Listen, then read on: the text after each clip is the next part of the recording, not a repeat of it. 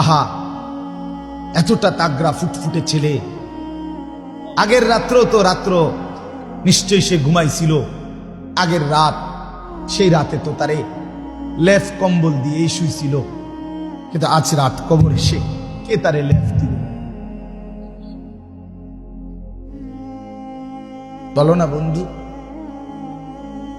আজকের এই রাতটা ছেলেটা, এতটা সুন্দর তাগড়া ছেলেটা যে 22-23 বছরের ছেলেটা যে কবরে, তারে লেফ দিবে কে? মাটির নিচে তো আরো বেশি ঠান্ডা, মাটির নিচে আরো বেশি ঠান্ডা না? তারে লেফ দিবে কে? তারে কম্বল বিছাই দিবে কে?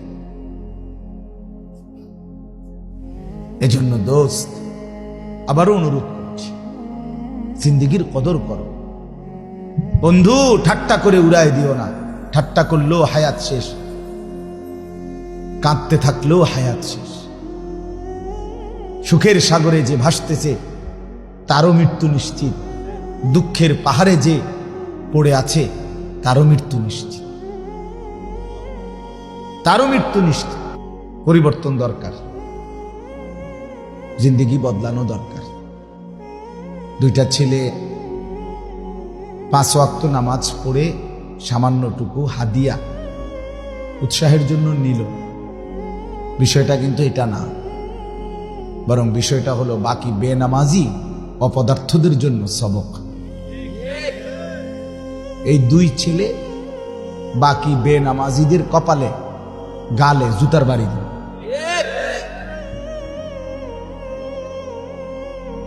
মূলত এই 2টা ছেলে জুতার বাড়ি দিল, লজ্জা দিল। একজন মুসলমান পরিচয়ধারী, আমি জন্মসূত্রে মুসলমান, আমার বাবা মুসলমান, মা মুসলমান, অথচ আমি নামাজটাই চিনি না।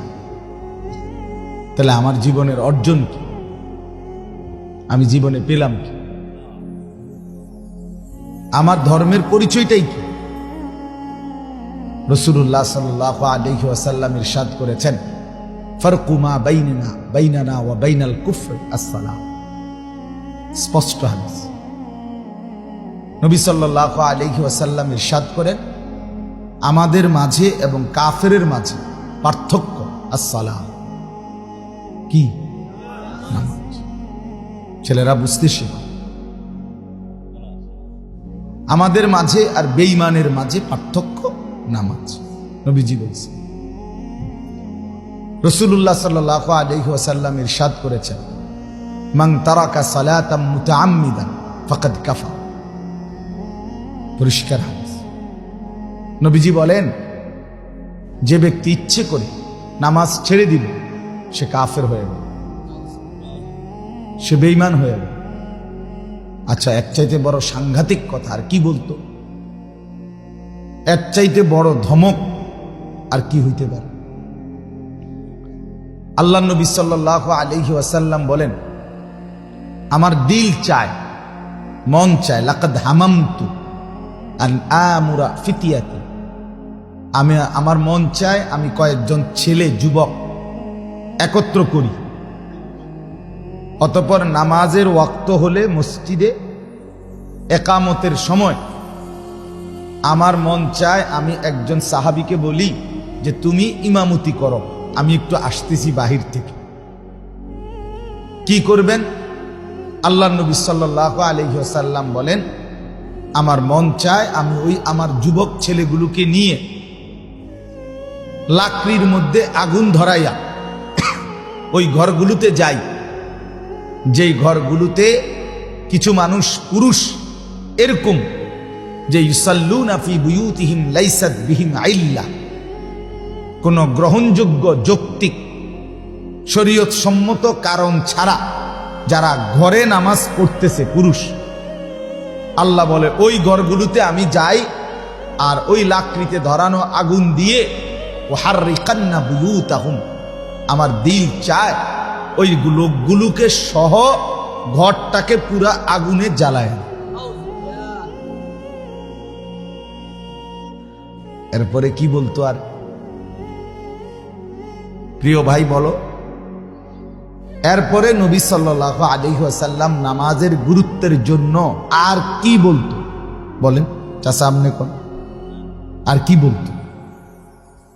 যে আমার তো মন চায় এই নাফরমান, হাদিসে আছে সেখানে যদি ওয়ালাউলা নিসা অদ্দাঈফ, আল্লাহ রাসূল বলেছে সেখানে যদি নারী না থাকতো, দুর্বল লোক না থাকতো, বৃদ্ধা না থাকতো, তাহলে সত্যি সত্যি জ্বালায় দিত। কিন্তু ছেড়ে দিলাম শুধু ঘরে যে নারী আছে, ঘরে যে শিশু বাচ্চা আছে, ঘরে যে বৃদ্ধ বৃদ্ধা আছে, দুর্বল মাজুর অক্ষম এরকম মানুষ আছে বলে ছেড়ে দিলাম। নাই তো সামর্থ্যবান 16 বছর, 18 বছর, 20 বছর, 30 বছর, 40 বছর এই নাফরমান মসজিদে না আসার কারণ কি? কথা বলেন না কেন? কি কারণ? আল্লাহ রাসূল সাল্লাল্লাহু আলাইহি সাল্লাম বলেন নয়তো সত্যি সত্যি জ্বালিয়েই দিত। আচ্ছা, এবার একটা জিনিস চিন্তা করেন তো, একজন ভাই হলো, মনোযোগ দিয়া ভাবো, বেনামাজি তুমি ভেবে দেখো, হাসরের ময়দানে যদি এবার আমরা সেই নবীর কাছে সুপারিশের জন্য যাই, আর তিনি যখন দেখবে আমলনামা, প্রত্যেকটা উম্মতের আমলনামা রাসূল দেখবেন, কোরআনে আছে ওয়াজিনা বিকা আলা হাউলাই শাহীদা, আল্লাহ বলছে বন্ধু আপনাকে সামনে উপস্থিত করে আমি আপনার উম্মতকে পেশ করব, আমলনামা খুলব, আপনি দেখবেন একটা একটা করে। রাসূলুল্লাহ সাল্লাল্লাহু আলাইহি ওয়াসাল্লাম যখন আমলনামার মধ্যে দেখবেন নামাজ নাই, আর এই নাফরমান যখন নবীজির কাছে সুপারিশ চাইবে, তো রাসূলুল্লাহ সাল্লাল্লাহু আলাইহি ওয়াসাল্লাম যদি বলে উম্মত তুমি জানো না, তুমি শোনো নাই, তোমার মতো নাফরমানকে তো আমি দুনিয়াতেই আগুন দিয়া জ্বালায় দিতে চাইছিলাম।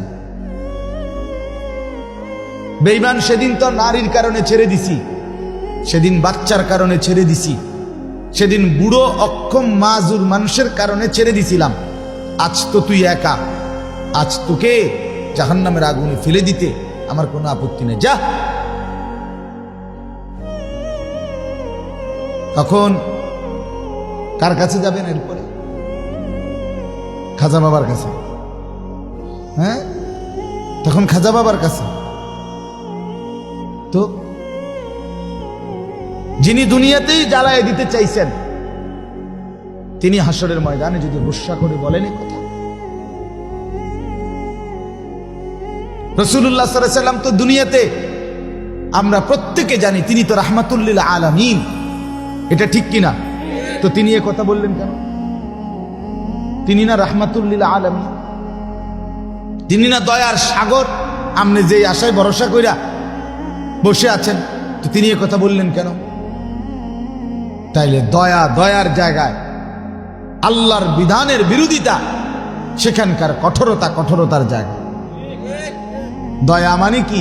উম্মত চুরি, বাটপারি, জিনা, ব্যভিচার, মদ, জুয়া, নাচ, গান, উলঙ্গ ছবি, জিনা ব্যভিচারের দৃশ্য, স্ত্রীর বেপর্দা, ছেলে মেয়ের নাফরমানি, তোমরা যার যা মন চায় করতে থাকো, আমি দয়ার সাগর, আমি তোমাগরে জান্নাত ঢুকাবো, জান্নাতে পৌঁছাবো। এটাই তো না সুপারিশ মানে? এই দয়ার সাগর মানে এই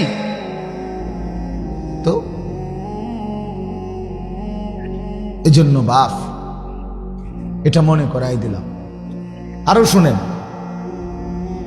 আল্লাহর নবী সাল্লাল্লাহু আলাইহি ওয়াসাল্লামের জামানায় মদিনায় নবীজির কাছে যারা কালেমা পড়ে মুসলমান হইতো, তাদের মধ্যে কিছু মানুষ ছিল এরকম যাদেরকে মুনাফিক বলা হতো।